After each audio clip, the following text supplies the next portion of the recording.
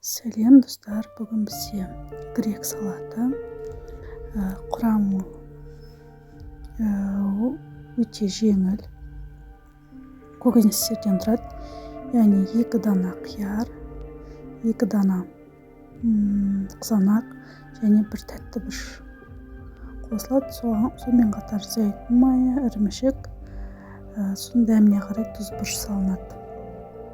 Мен мына жердегі қарапайым пышақтан гөрі мынандай теркінің ұшын пайдаландым, яғни дастарханымызды ерекше әрлеп тұрады. Байқасаңыздар, оның өзі бір көрік беретін тәріздес. Ал қалған қызанақты не қылып тұрадым? Кубик тәріздес қылып, әрі қылып, негізі черри қызанағын пайдаланса да болады. Бірақ менде үйде бар қызанақты қосып жатырмын.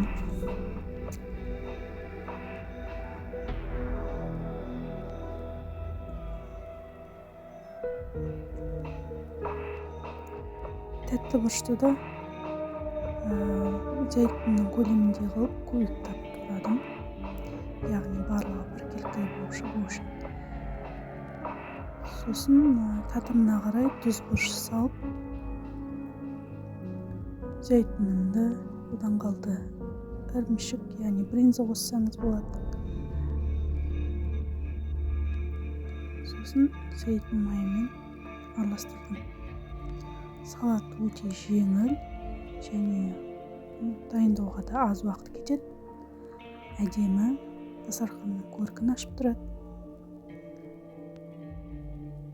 Жаз мезгілінде өте жеңіл салат.